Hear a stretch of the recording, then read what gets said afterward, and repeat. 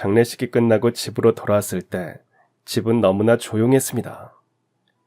이 시간쯤 집에 들어오면 엄마는 일을 나가고 안 계셨어요. 하지만 저를 위해 엄마가 준비해둔 음식 냄새가 집안에 배어 있었죠. 하지만 지금은 냉기만 가득했습니다. 3일장을 치르는 내내 정신이 하나도 없었어요. 조문객을 맞이하고 절을 받고 장지까지 다녀오는 모든 과정이 꿈만 같았습니다. 야간 근무 중 엄마가 갑자기 쓰러지셨다는 전화를 받고 달려갔을 때 엄마는 이미 의식이 없었습니다. 뇌출혈이었어요. 엄마는 그렇게 갑작스럽게 제 곁을 떠나셨습니다. 19의 나이에 저는 혼자가 되고 말았어요. 세상에 단 둘뿐이었던 우리 가족에서 이제 저만 남게 된 겁니다. 며칠 만에 우편함을 열었을 때 그 안엔 각종 청구서들이 쌓여 있었습니다. 전기세, 수도세, 카드 명세서, 한 장 한 장 넘기는데 손이 떨렸습니다. 모두 엄마 앞으로 온 고지서들이었거든요.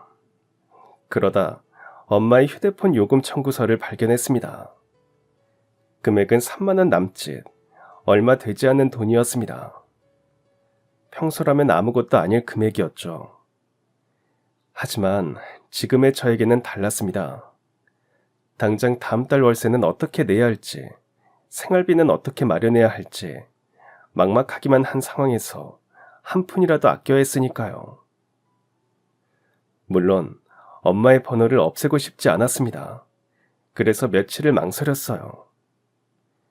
하지만 단순히 그런 마음 때문에 매달 몇만 원을 감당하기에는 제 형편이 넉넉치 않았어요. 결국 저는 엄마의 휴대폰을 해지하기로 마음먹었습니다.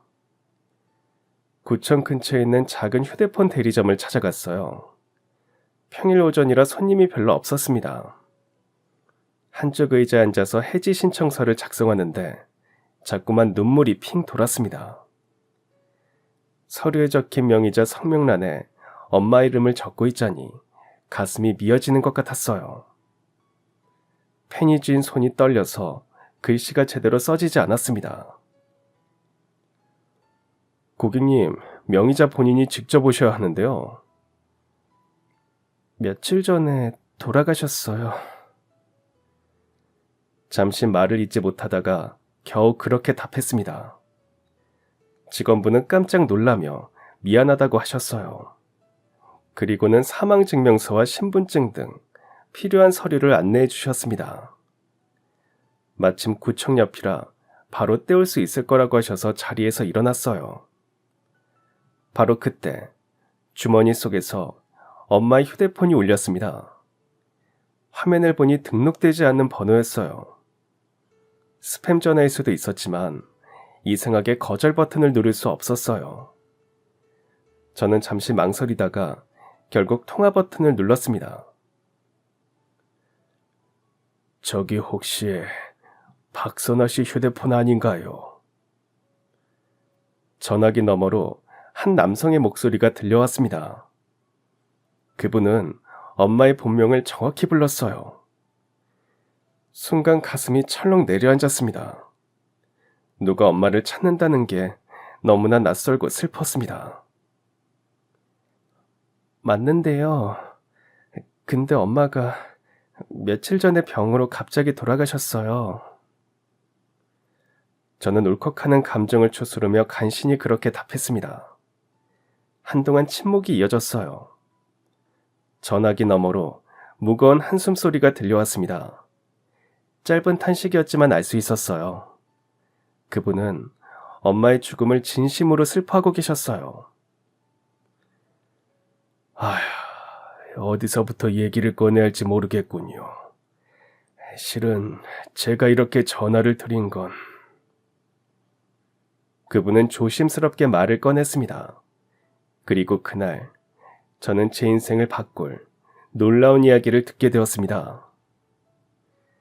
이 이야기를 하려면 먼저 저희 엄마에 대해 얘기해야 할 것 같아요. 엄마는 외할아버지 손에 자라셨어요. 외할머니가 엄마를 낳고 얼마 안가 병으로 돌아가셨기 때문이죠. 지금도 그렇지만 남자 혼자 딸아이를 키우는 건 결코 쉬운 일이 아니었습니다. 하지만 외할아버지는 할머니의 빈자리를 채우려 고군분투하셨다고 해요. 투박한 손으로 매일 아침 엄마의 머리를 정성껏 묶어주고 도시락도 손수 다 챙겨주셨다고 합니다. 엄마가 들려주신 이야기 중에 이런 게 있었습니다. 초등학교 운동회 날이었대요. 다른 아이들은 엄마 아빠가 함께 왔는데 외할아버지는 혼자 오셨다고 합니다. 그래도 누구보다 크게 엄마를 응원해 주시고 카메라를 들고 이리저리 뛰어다니며 사진을 찍어 주셨대요. 엄마는 그런 외할아버지의 모습이 부끄러우면서도 한편으로는 자랑스러웠다고 하셨어요. 세상 사람들은 호라비가 딸 키우는 걸 신기하게 바라봤지만 엄마한텐 그저 세상에서 가장 든든한 아빠였단다. 엄마는 그런 말을 하실 때마다 눈시울을 붉히곤 하셨어요.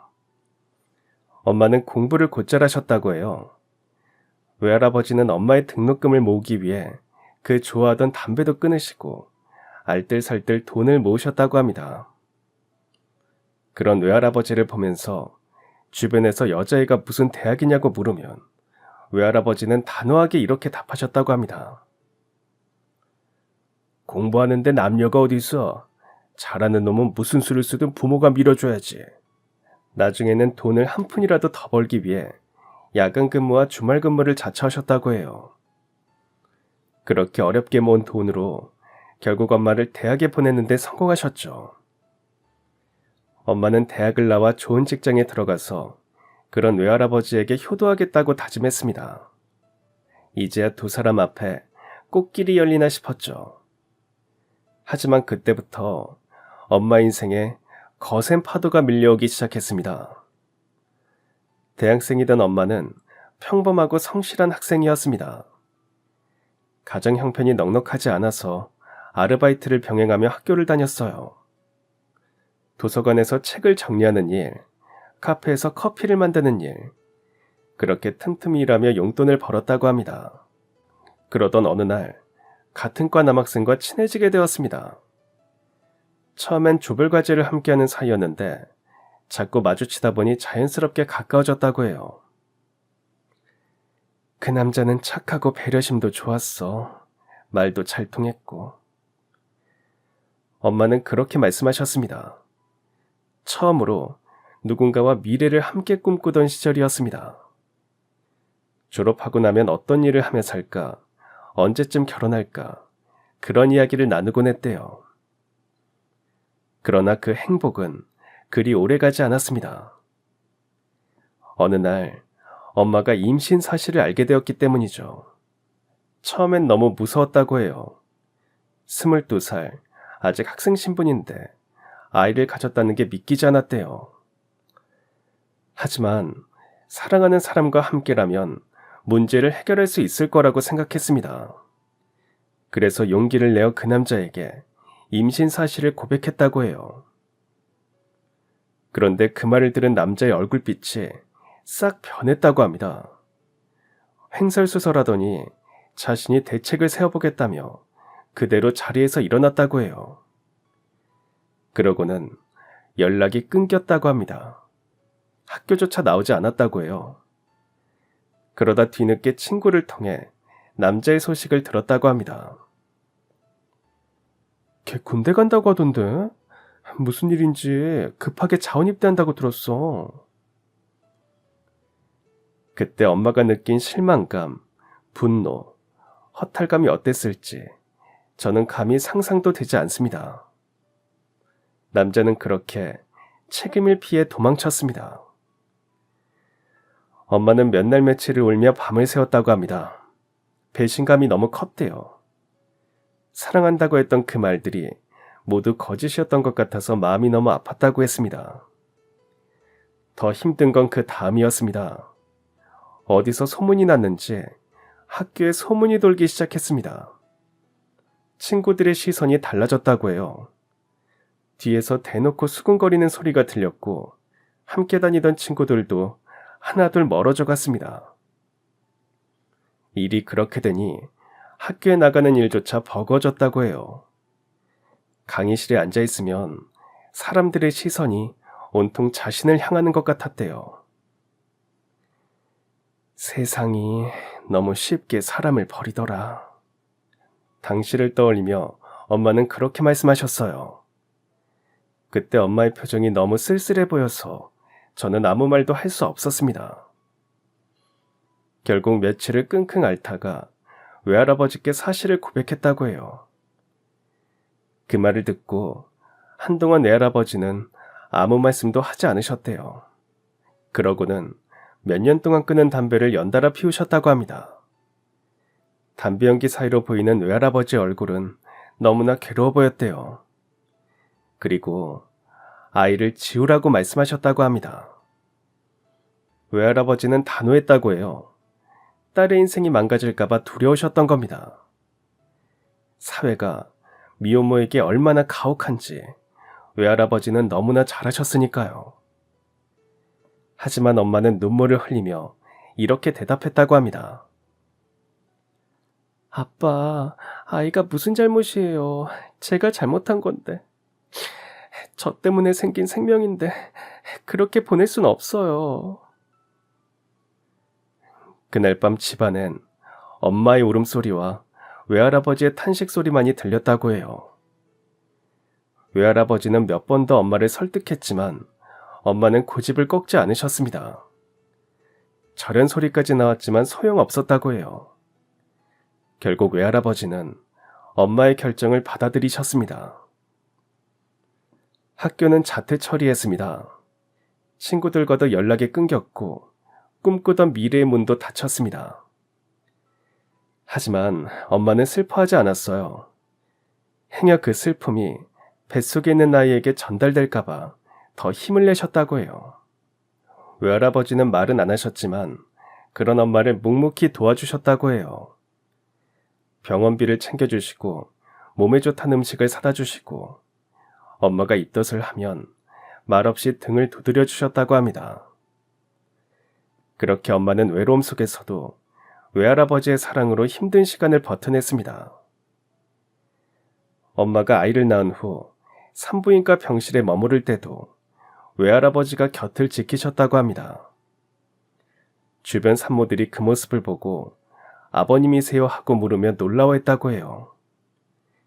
그 시절엔 낯선 풍경이었을 겁니다.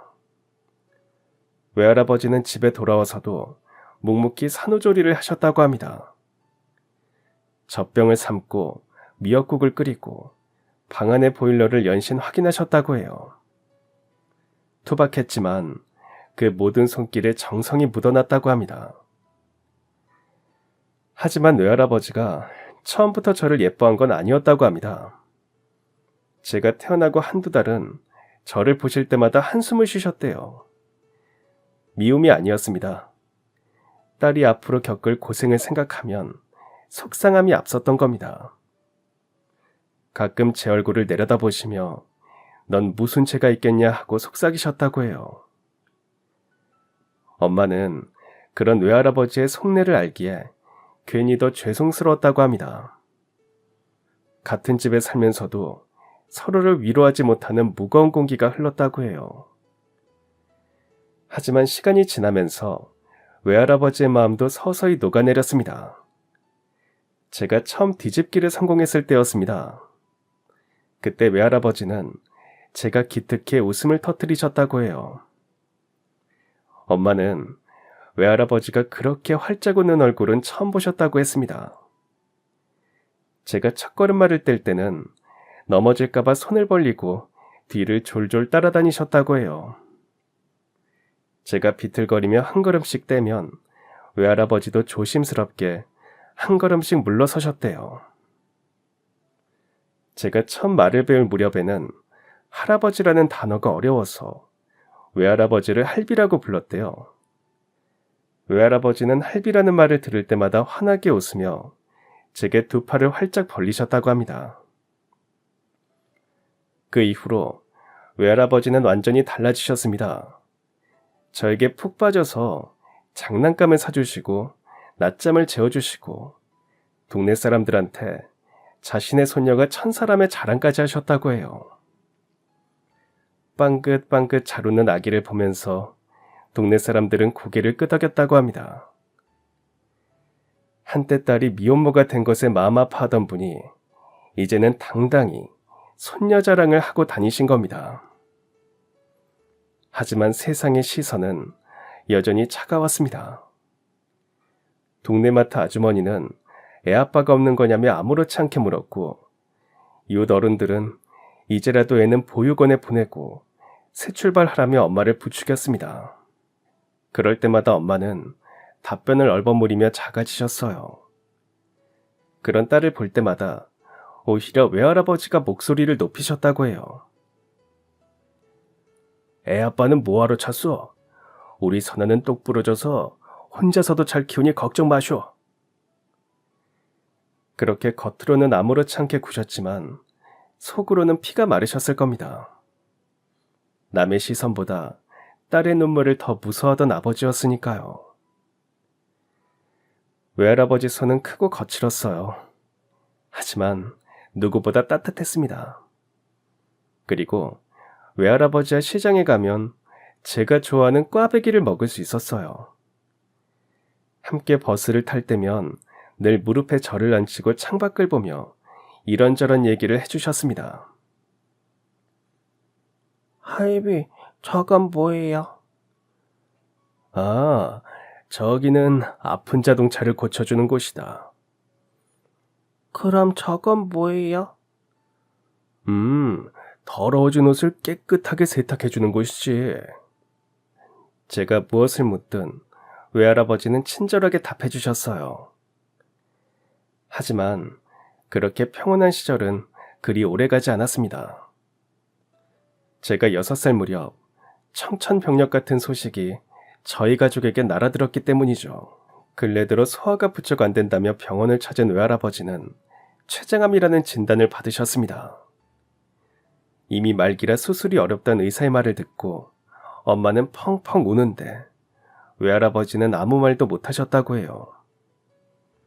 그때부터 외할아버지는 빠르게 야유어 가셨습니다. 외할아버지는 병원 대신 집에 머물며 마지막까지 엄마와 제 곁에 있으려고 하셨습니다. 하지만 그 시간조차 그리 오래 허락되지 않았어요. 췌장암 선고를 받은 그해 겨울, 외할아버지는 조용히 눈을 감으셨습니다. 외할아버지의 장례식 날, 엄마는 망연자실한 표정으로 연신 이렇게 중얼거리셨어요. 내가 속 썩여서 그래서 아빠가 이렇게 된 거야. 엄마는 스스로를 탓하며 며칠 동안 아무것도 드시지 못했습니다. 친척들이 네 탓이 아니라고 위로했지만 엄마는 끝내 스스로를 용서하지 못했어요. 하지만 장례식이 끝난 뒤부터 엄마는 더 이상 눈물을 보이지 않으셨습니다. 이제 엄마 혼자 저를 키워야 했으니까요. 엄마는 생활비를 더 벌기 위해 기존에 하던 마트 캐셔 일에 식당 주방 일을 더 하셨어요. 낮에는 마트에서, 저녁엔 식당에서 바쁘게 일하셨죠. 상황이 이렇다 보니 저 역시 일찍 철이 들었어요. 학교가 끝나면 집에 와서 세탁기를 돌리고 청소기를 밀고 제 끼니를 해결했죠. 물론 아직 어린 나이니 당연히 놀고 싶었습니다. 친구들이 놀이터에 가지고 부를 때는 함께 가고 싶었어요. 하지만 놀러 가면 왠지 죄를 짓는 기분이 들었습니다. 엄마는 일하고 계시는데 저 혼자 즐겁게 노는 게 괜스레 미안했거든요. 그래서 늘 혼자 집에 있었습니다. 숙제는 스스로 했고 세탁기도 혼자 돌렸어요. 빨래를 개는 법도 설거지 하는 법도 혼자 익혔습니다. 처음엔 서툴렀지만 점점 능숙해졌어요. 때로는 엄마가 퇴근하실 시간에 맞춰서 저녁 준비까지 해놓았습니다. 그런 저를 보면서 엄마는 늘 이렇게 말씀하셨습니다. 우리 하나는 엄마의 보물이야. 그러면서 웃으셨어요. 피곤하신데도 환하게 웃어주셨습니다. 저는 그 웃음이 좋았어요. 그 웃음을 위해서라면 뭐든 할 수 있을 것 같았습니다. 엄마와 저는 이제 서로에게 유일한 가족이었어요. 그래서 서로의 버팀목이 되었습니다. 힘들 때도 외로울 때도 서로밖에 없었으니까요. 당시 엄마의 목표는 단 하나였습니다. 우리 하나 대학 보내야지. 엄마가 무슨 수를 써서든 보낼 거야. 엄마는 그 목표를 위해 정말 열심히 사셨습니다. 주말에도 쉬지 않고 일하셨어요. 그러다 보니 늘 온몸에 파스를 달고 사셨죠. 그러면서도 늘 이렇게 말씀하셨어요. 교재비든 학원비든 필요하면 언제든지 말해. 알았지? 엄마는 그렇게 말했지만 집안 형편을 뻔히 알기에 쉽게 말이 나오지 않았어요. 학원 다닐 생각은 꿈도 못 꾸고 그나마 간간히 교재비 정도를 받아 썼습니다. 그래도 모자랄 때가 많았어요. 결국 고등학교 2학년 때 조심스레 이렇게 말씀드렸습니다. 엄마, 나도 편의점 아르바이트 같은 건 할 수 있는데. 안 돼. 학생이 무슨 아르바이트야. 넌 공부만 해. 돈은 엄마가 벌 테니까. 그 후 얼마 지나지 않아 엄마는 콜센터 야간 상담원으로 취업하셨습니다. 근무 시간은 저녁 7시부터 새벽 3시까지였어요. 엄청난 장시간 근무였지만 급여가 조금 더 나온다는 이유로 엄마는 식당 일을 정리하고 그 일을 택하셨습니다. 하루에 겨우 4시간만 주무시고 낮엔 다시 마트 계산원으로 일하셨어요. 마트에서 종일 사람을 상대하고 밤엔 수없이 전화를 받으시니 목소리가 잠길 때가 많았습니다. 저는 엄마의 퇴근을 기다리며 거실 불을 켜놓고 잠들곤 했습니다. 불을 켜놓으면 엄마가 집에 들어오실 때 덜 쓸쓸하실 것 같았거든요. 짧은 아침 식탁의 풍경이 아직도 생생합니다. 엄마는 피곤해 절어 계셨지만 항상 제 아침밥을 챙겨주셨어요. 볶음밥이었던 날이 많았습니다. 간단하지만 맛있었어요. 저는 늘 미안한 마음으로 밥을 삼켰습니다. 맛있게 먹는 게 엄마를 위한 일이라고 생각했어요. 엄마는 팔을 주무르며 이렇게 말씀하셨습니다. 아휴, 요즘 일이 많아서 그런가 팔이 좀 저리네. 그러면서도 웃으셨습니다. 하지만 그 웃음 뒤에 감출 수 없는 피로가 묻어났어요. 눈 밑에 짙은 다크서클, 점점 야위어가는 몸, 말끝마다 묻어나던 피로함, 그리고 잠깐 졸다가 깜짝 놀라 깨시던 모습까지도요. 엄마와 저는 서로를 다독였습니다. 힘든 시간도 잠깐이야. 조금만 더 힘내 우리 딸. 엄마, 나 대학 가면 아르바이트 할 수 있으니까 용돈은 스스로 벌어서 쓸게. 학비도 학자금 대출 받으면 되니까 너무 무리하지 마. 알았지? 그래, 그래도 되는 데까지는 해보자. 그렇게 말하며 오늘도 내일도 버티셨어요. 그러다 운명의 밤이 찾아왔습니다. 평범한 밤이었어요. 아니, 적어도 처음엔 그랬습니다. 엄마는 평소처럼 콜센터로 나가셨고 저는 방에서 공부를 하고 있었어요. 수능이 몇 달 남지 않은 시점이었습니다. 새벽 2시쯤이었어요. 문제집을 풀다가 잠깐 졸고 있는데 갑자기 핸드폰이 울렸습니다. 낯선 번호였어요. 선아 씨 딸 맞죠? 나 엄마랑 같이 근무하는 사람인데 엄마가 일하다가 갑자기 쓰러져서 지금 병원으로 실려갔어요. 그 말을 듣는데 순간 머릿속이 하얗게 변했습니다. 무슨 말인지 이해가 안 됐어요.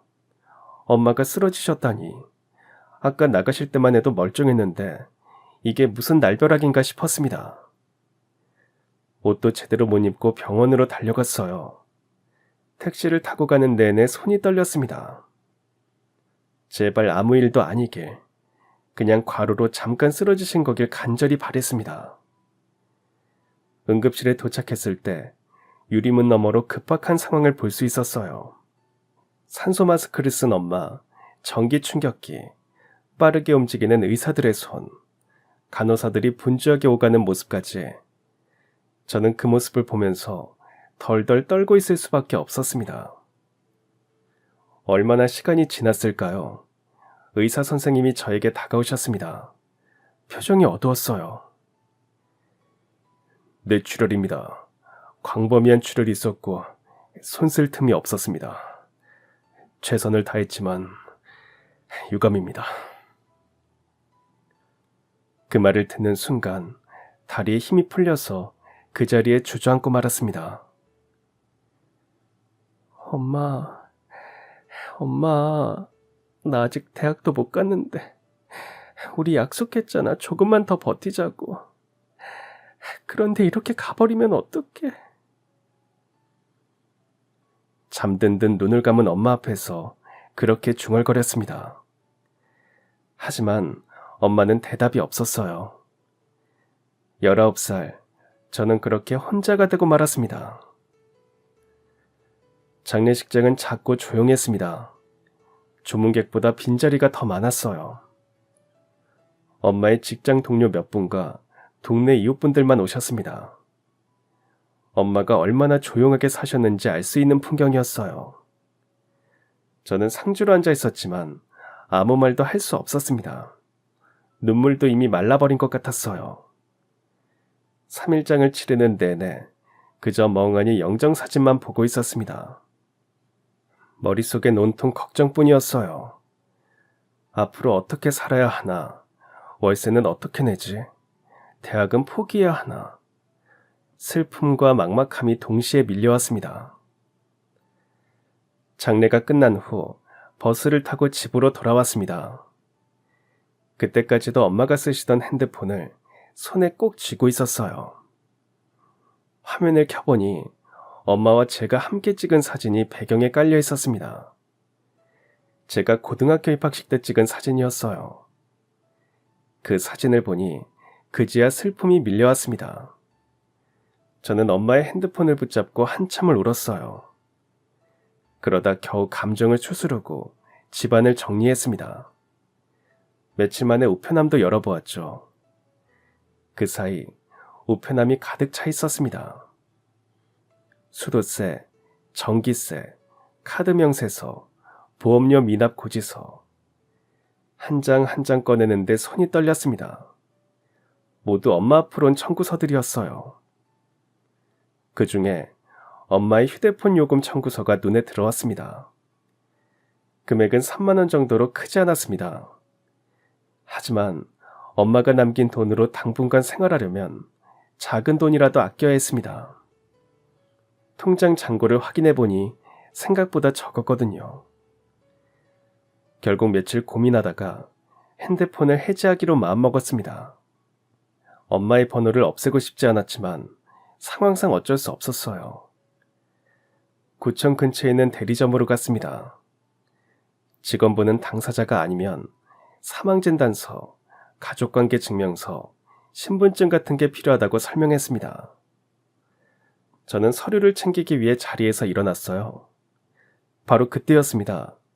엄마의 핸드폰이 울렸어요. 화면을 보니 등록되지 않은 번호였습니다. 처음엔 스팸 전화일 거라고 생각했어요. 그런데 이상하게 받고 싶어졌습니다. 저는 떨리는 손으로 통화 버튼을 눌렀습니다. 저기 혹시 박선아 씨 휴대폰 아닌가요? 낯선 남자의 목소리였습니다. 그분은 엄마 이름을 정확히 부르셨습니다. 저는 잠시 말을 잇지 못했어요. 엄마 이름을 들으니 순간적으로 목이 메었거든요. 맞는데요. 근데 엄마가 며칠 전에 병으로 갑자기 돌아가셨어요. 전화기 너머로 길게 정적이 이어졌습니다. 5초, 아니 10초 정도였을까요? 너무 긴 침묵이었습니다. 저는 상대에게 상황을 더 설명했습니다. 그조차 목소리가 떨려서 쉽지 않았어요. 남자는 묵묵히 제 말을 들었습니다. 그러더니 알 수 없는 말을 했어요. 그분은 제 생명의 은인이십니다. 그분이 아니었으면 저는 지금 이 세상에 없었을 겁니다. 혹시 제가 따님을 뵐 수 있을까요? 꼭 드릴 말씀이 있습니다. 그분께서 저한테 해주신 일들을 적어도 따님께는 알려드려야 할 것 같습니다. 저는 혼란스러웠지만 결국 그분을 만나기로 했습니다. 약속 장소는 시내 한복판에 있는 조용한 카페였어요. 저는 약간 긴장한 상태로 가게 안으로 들어갔습니다. 한쪽 창가 자리에 노인 한 분이 앉아 계셨어요. 말끔하게 정장을 차려입고 흰머리는 단정하게 뒤로 빗은 상태였습니다. 온화한 인상이셨지만 눈가엔 세월의 주름이 깊게 패여 있었죠. 제가 조심스럽게 다가가자 그분이 천천히 자리에서 일어나셨습니다. 노인은 잠시 저를 바라보다가 조심스럽게 말씀하셨습니다. 박선아 씨 따님이시죠? 얼굴은 직접 뵌 적 없지만 목소리는 많이 닮았네요. 그러더니 잠시 말을 잇지 못하셨습니다. 눈시울이 붉어지는 게 보였어요. 노인은 주머니에서 손수건을 꺼내 눈가를 닦으셨습니다. 그리고는 천천히 입을 여셨어요. 이야기를 어디서부터 시작해야 할지 모르겠네요. 하지만 꼭 전해드려야 할 것 같아서 이렇게 연락을 드렸습니다. 어머니에 대해서, 그리고 저에 대해서요. 3달 전의 일입니다. 노인은 그날을 또렷이 기억하고 있었습니다. 평범한 오후가 아니었다고 해요. 아니, 평범한 척 하려고 애썼던 날이었다고 합니다. 그날 노인은 엘리베이터에 혼자 갇히는 사고를 당했습니다. 상가가 있는 10층 건물이었다고 해요. 노인은 혼자 엘리베이터를 닫고 버튼을 눌렀습니다. 그런데 엘리베이터가 3층과 4층 사이에서 갑자기 멈춘 겁니다. 작은 공간, 움직이지 않는 철문, 깜빡이는 비상등만 희미하게 밝히는 어둠 속에서 노인은 점점 불안해지기 시작했습니다. 처음엔 잠깐 고장인 줄 알았는데 몇 분이 지나도 엘리베이터가 전혀 움직이지 않았다고 해요. 이대로 죽을지도 모르겠다. 그런 공포가 밀려왔다고 합니다. 마치 공황 상태가 오는 것처럼 숨이 막히는 것 같았고 가슴이 답답해졌다고 해요. 노인은 떨리는 손으로 엘리베이터 한 벽면에 적힌 고장신고 번호로 전화를 걸었습니다. 손이 너무 떨려서 번호를 누르는 것조차 어려웠다고 해요. 겨우 전화를 거니 신호음이 몇 번 울리고 상담원이 전화를 받았다고 합니다. 전화를 받은 목소리는 차분하고 부드러웠습니다. 여성의 목소리였어요. 그 목소리를 듣는 순간 노인은 이상하게도 조금 안정되는 기분이 들었다고 합니다. 그때 통화를 한 상담원이 바로 저희 엄마였다고 해요. 하지만 노인은 당시에 극도로 예민해진 상태였습니다. 공포와 답답함에 이성을 잃고 있었어요. 네, 고객센터입니다. 고객님, 지금 어디에 계신가요? 내가 그걸 어떻게 합니까? 아무 건물이나 들어왔다 갇힌 건데 다 모르겠고 여기 너무 답답하고 숨이 안 쉬어지니까 빨리 누구든 보내줘요. 지금 당장 보내달라 이 말입니다. 노인은 평소라면 절대 그렇게 행동하지 않았을 거라고 덧붙였어요. 그때는 공황이 오기 직전이라 이성적으로 판단할 여유가 없었어요. 그냥 다짜고짜 화부터 냈죠. 지금 생각해보면 너무 무리한 행동이었지만 그때는 정말 정신이 하나도 없었다고 하셨어요. 그때 엄마의 목소리가 다시 들렸다고 합니다. 조금도 흔들리지 않는 차분한 목소리였다고 해요. 네, 고객님 죄송합니다. 지금 상황이 얼마나 당황스러울지 충분히 이해합니다. 깜깜한 곳에 혼자 계시면 누구나 그러실 거예요. 지금 바로 기사님과 구조팀에 연락하겠습니다. 조금만, 정말 조금만 기다려주세요. 제가 꼭 도와드릴게요. 엄마는 침착하게 대응했습니다. 건물 주소와 위치를 확인하고 즉시 구조팀에 연락을 취했어요. 더불어 그 과정을 노인에게 하나하나 설명해 주셨습니다. 지금 기사님께 연락을 드렸다. 구조팀이 출동했다. 이런 식으로 말이죠. 그 후 전화가 끊겼습니다. 노인은 다시 혼자가 되었습니다. 어둠 속에서 초조하게 서 있었어요. 시간이 너무 천천히 가는 것 같았답니다. 1분이 10분처럼 느껴졌대요. 엘리베이터 안은 점점 더 답답하게 느껴졌고 공기가 부족한 것 같은 기분이 들었어요. 물론 실제로는 공기가 충분했겠지만 공포 때문에 그렇게 느껴진 거였죠. 몇 분이 지났을까요? 갑자기 핸드폰이 울렸다고 합니다. 모르는 번호였어요. 혹시 스팸 전화인가 싶었지만 지푸라기라도 잡는 심정으로 노인은 전화를 받았다고 합니다. 고객님, 방금 통화한 상담원입니다. 괜찮으세요? 목소리가 너무 안 좋으셔서 걱정돼서 전화드렸습니다. 혹시 지금 혼자 계신가요? 같이 계신 분은 없으세요? 알고 보니 엄마는 노인의 목소리가 너무 불안정하고 숨소리가 거친 게 걱정되어서 개인 번호로 다시 전화를 건 거였어요. 업무 시간에 잠깐 자리를 비우고 개인적으로 연락을 취한 거죠. 회사 규정상 문제가 될 수도 있는 일이었지만 그땐 걱정이 더 앞섰다고 합니다. 만약 정말 위험한 상황이면 어쩌나, 혼자 계시다가 큰일 나시면 어쩌나, 그런 마음이었대요. 혹시 심장이 안 좋으시거나 지병이 있으신가요? 호흡이 너무 불안정하신 것 같아서요.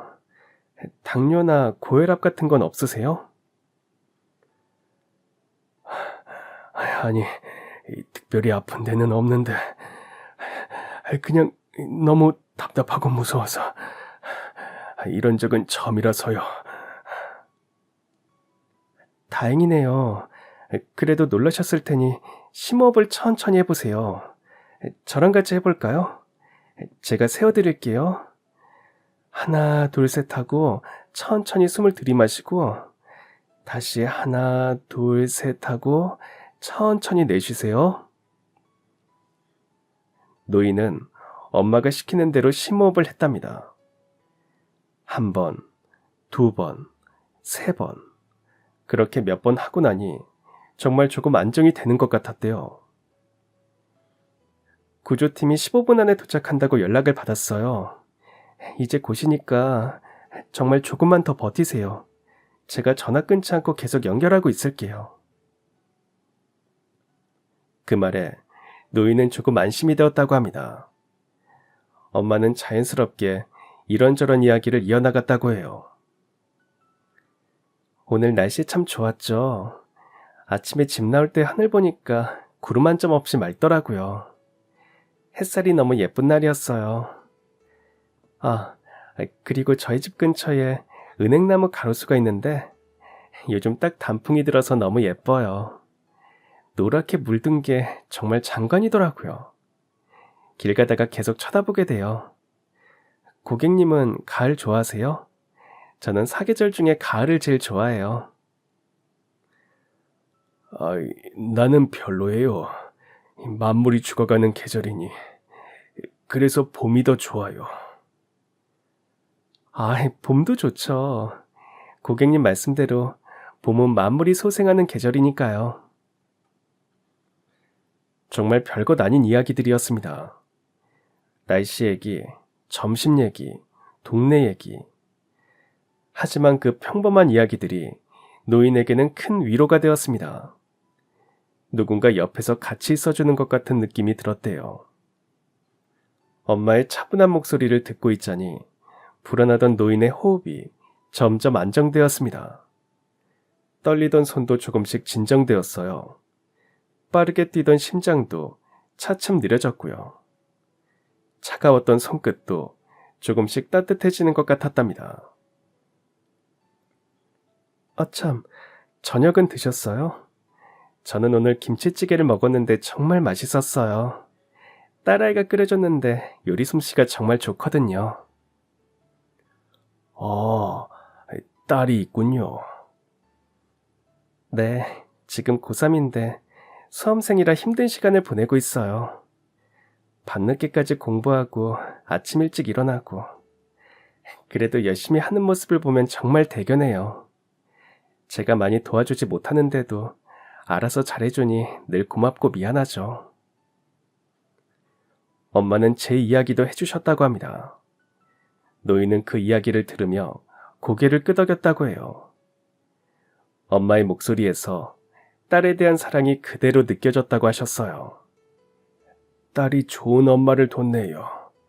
목소리만 들어도 얼마나 따님을 사랑하고 아끼는지 알겠어요. 아니에요. 전 정말 부족한 엄마예요. 늘 일하느라 바쁘고 집에도 자주 못 있고. 그래도 제가 할 수 있는 건 다 해주고 싶어서요. 그게 부모 마음인가 봐요. 저도 엄마가 되니 이제야 이해가 되네요. 그 말에 노인은 마음이 따뜻해졌다고 합니다. 진짜 엄마의 마음이 느껴졌대요. 그렇게 10분 정도가 흘렀습니다. 노인에겐 정말 긴 시간이었지만 엄마와 이야기를 나누니 견딜만 했답니다. 고객님 소리 들리세요? 구조팀이 도착한 것 같아요. 사람들 목소리 들리시죠? 공구 소리도 들리는 것 같은데요? 엄마 말대로 곧 밖에서 사람들의 목소리가 들렸습니다. 구조기사와 팀이 도착한 거였어요. 공구 소리가 들렸고 곧 열릴 겁니다 하는 목소리도 들렸습니다. 이제 괜찮을 거예요. 곧 나가실 수 있을 거예요. 저는 이만 전화 끊을게요. 정말 고생 많으셨어요. 조심히 나가세요. 노인은 진심으로 감사하다고 인사했습니다.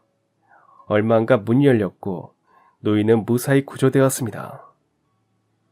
그렇게 엘리베이터에서 무사히 나와 집으로 돌아와선 내내 엄마와의 통화 내용이 생각났다고 해요. 다짜고짜 화를 낸 것도 미안하고 제대로 감사 인사를 전하지 못한 것 같아서 마음이 불편했다고 합니다. 그리고 무엇보다 엄마의 따뜻한 목소리가 자꾸 생각났다고 해요. 노인은 한참 동안 고민하다가 다음날 핸드폰에 남아있는 엄마의 개인 번호로 전화를 걸었다고 합니다. 모르는 번호라 안 받으면 어쩌나 조마조마했는데 다행히 엄마는 밝은 목소리로 전화를 받으셨다고 해요. 어제 엘리베이터에서 구조받았던 사람입니다. 그때는 정신이 하나도 없어서 제대로 인사도 못 드렸네요. 노인은 조심스럽게 말을 꺼냈습니다. 그리고 천천히 자신의 이야기를 시작했어요. 목소리가 떨렸습니다. 최근에 아내를 떠나보냈다는 것, 50년을 함께 산 평생의 반려자였다는 것, 23을 만나 73까지 반세기를 함께 했다는 것, 그 이후로 심한 우울증을 앓고 있다는 것, 아침에 눈 뜨면 아내가 없다는 게 믿기지 않는다는 것, 그날도 마음이 너무 힘들어서 괜한 사람에게 화풀이를 한 것 같다는 속내까지 모두 털어놓았습니다. 정말 죄송합니다. 그리고 정말 고맙습니다. 덕분에 무사히 나올 수 있었어요. 아니에요. 충분히 그러실 수 있어요. 저희 아빠도 엄마와 사별하고 많이 힘들어하셨거든요. 가족의 죽음은 정말 느낌이 다르더라고요. 어릴 땐 아빠를 온전히 이해할 수 없었는데 몇 년 전 아빠를 떠나보내고 나서야 그때 아빠가 많이 힘드셨겠구나 뒤늦게 깨달았어요. 그렇게 말하는 엄마의 목소리에도 슬픔이 묻어났다고 합니다. 노인은 엄마와 대화를 더 나누다가 조심스레 진실을 밝혔다고 해요. 말하기 힘든 이야기였지만 꼭 해야 할 것 같았다고 합니다. 실은 그날 제가 나쁜 마음을 먹고 있었습니다. 우울증이 심해져서 더 이상 살고 싶지 않았어요. 아내 없는 세상은 아무 의미가 없더라고요. 그래서 길을 걷다가 무작정 아무 건물에나 들어간 겁니다. 엘리베이터를 타고 제일 위층으로 올라가고 있었는데 때마침 엘리베이터가 고장났어요. 그리고 그쪽이 제 전화를 받은 겁니다. 그런데 그쪽과 전화를 하고 나니 마음이 바뀌었습니다. 따뜻한 목소리를 듣고 있자니 아직 세상엔 따뜻한 사람이 많구나. 아직 살아볼만 하구나. 그런 생각이 들었어요. 정말 미안하고 너무너무 고맙습니다. 엄마는 노인의 이야기를 듣고 한동안 말을 잇지 못하셨다고 합니다. 그러다가 조심스럽게 이렇게 말씀하셨다고 해요. 혹시라도 또 그런 마음이 드시면 꼭 저한테 연락 주세요. 언제든지요. 밤이든 낮이든 상관없어요. 아유, 아니에요. 이미 충분히 신세를 졌는데 이 이상은 폐를 끼칠 수 없죠. 폐가 아니에요. 꼭 그런 마음이 안 들더라도 편하게 연락 주세요. 저희 친정아버지도 어머니를 먼저 떠나보내시고 정말 많이 힘들어하셨거든요. 저도 돌아가신 아버지 생각이 나서 그래요. 그러니까 정말 편하게 연락 주세요. 이렇게 솔직하게 얘기해 주셔서 또 마음을 바꿔주셔서 정말 고맙습니다. 그 말에 노인은 눈물을 흘렸다고 합니다. 오랜만에 흘리는 눈물이었대요. 하지만 노인은 쉽게 먼저 연락을 못했다고 합니다. 행여 엄마가 불편해할까봐, 부담스러워할까봐 걱정됐던 거예요. 매일 핸드폰을 들었다 놨다를 반복했다고 합니다. 그런데 놀랍게도 먼저 연락을 시작한 건 바로 엄마였습니다. 식사는 드셨어요? 오늘은 날이 참 좋네요. 산책 나가기 딱 좋은 날씨예요. 간단한 안부 문자였습니다. 하지만 그걸 주고받는 것만으로도 노인에게는 큰 힘이 되었습니다. 누군가 자신을 생각해준다는 것, 그것만으로도 살아갈 이유가 생겼대요. 엄마는 그렇게 일주일에 한두 번 노인에게 문자나 전화로 안부를 물었습니다. 때로는 요즘 날씨가 쌀쌀한데 감기 조심하세요라는 짧은 문자였고, 때로는 오늘 시장에서 귤 샀는데 정말 달아요. 비타민 챙겨 드세요 같은 일상적인 이야기였습니다. 노인도 답장을 보냈습니다. 오늘 공원 산책 다녀왔어요. 단풍이 정말 예쁘더라고요. 아침에 커피 마시는데 참 좋더라고요. 오랜만에 여유를 느꼈어요 같은 소소한 일상들이었어요. 그렇게 엄마와 연락을 주고받으며 노인은 아내와 사별한 아픔을 조금씩 이겨냈습니다. 삶의 의미를 다시 찾기 시작했어요. 아침에 일어나는 게 두렵지 않게 됐고 밥도 제대로 먹기 시작했죠. 어머니 덕분에 다시 살 수 있었습니다. 정말로요. 어머니가 아니었으면 저는 지금 여기 없었을 거예요. 그런데 일주일 전부터 연락이 안 왔어요. 늘 일주일에 한 번은 꼭 먼저 연락을 주시던 분이 갑자기 연락이 없으니까 걱정이 많이 됐습니다. 혹시 제가 폐를 끼친 건 아닌가, 부담스러웠던 건 아닌가 고민도 정말 많이 했어요. 그래도 걱정돼서 고심하다가 이렇게 연락을 드린 겁니다. 그런데 그렇게 돌아가셨다니. 노인은 말을 잇지 못하고 눈물을 흘리셨습니다.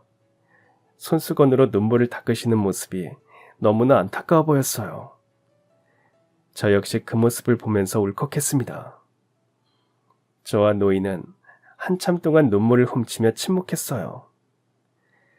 그러다 그분이 먼저 조심스럽게 입을 여셨습니다. 실례가 안 된다면 따님께서 계속 공부를 이어가셨으면 합니다. 그러면서 제 학비는 물론 생활비까지 지원해 주시겠다고 말씀하셨어요. 저는 당연히 깜짝 놀랐습니다. 아니에요. 그렇게 큰 돈을 받을 순 없습니다. 아니에요. 그분이 제게 준 게 바로 삶이었습니다. 저는 그 빚을 그분의 딸에게 갚고 싶습니다. 그것만이 제가 어머니께 보답할 수 있는 유일한 방법이에요. 그 말을 듣는 순간 저는 눈시울이 붉어졌습니다. 엄마가 떠난 후 처음으로 누군가에게 따뜻한 보호를 받는 느낌이었어요. 혼자라고 생각했는데 이렇게 저를 지켜주려는 분이 계신다는 게 믿기지 않았습니다. 노인은 천천히 자신의 이야기를 이어갔습니다. 저는 자식도 없고 아내와도 얼마 전 사별했습니다. 돈은 있지만 주변에 사람이 없어요. 큰 집에 혼자 살면서 매일 텅 빈 방들만 바라보고 있었습니다. 아내가 세상을 떠난 뒤 저도 삶의 의미를 잃었어요. 매일 밤 술로 버티던 날들이었습니다. 아침에 눈을 뜨는 게 두려웠어요. 그때 엘리베이터 안에서 죽음을 떠올리던 순간 어머니의 목소리가 들려왔던 겁니다. 그분이 저를 구한 건 단순히 구조가 아니라 마음이었어요. 그 따뜻한 목소리가, 그 진심 어린 위로가 저를 다시 살게 했습니다. 그래서 이번엔 제가 누군가의 삶을 지켜주고 싶습니다. 엄마의 따스한 말 한마디가 누군가에게 이렇게 깊은 의미로 남았다는 사실에 묘한 위로를 느꼈습니다. 저는 결국 노인의 뜻을 받아들이기로 했어요. 노인은 직접 후원 절차를 마련했습니다. 그 후로는 월세, 생활비, 각종 공과금을 대신 내주셨어요. 대학에 들어간 후에도 후원은 끊이지 않았습니다. 오히려 등록금까지 모두 지원해 주셨어요. 돌아가신 어머니가 따님을 정말 많이 아끼고 사랑했어요. 그러니 열심히 사세요. 저는 그 약속을 지키기 위해 공부에 몰두했습니다. 그 사이 노인과는 주기적으로 연락을 주고받았어요. 처음엔 한 달에 한 번, 그러다 2주에 한 번, 나중에는 일주일에 한 번씩 만나게 되었죠. 밥도 같이 먹고 산책도 같이 하고 이런저런 이야기도 나누게 되었습니다. 어느새 저희는 진짜 할아버지와 손녀 같은 관계가 되었습니다. 몇 년이 흐른 지금 저는 직장인이 되어 안정된 삶을 살고 있습니다.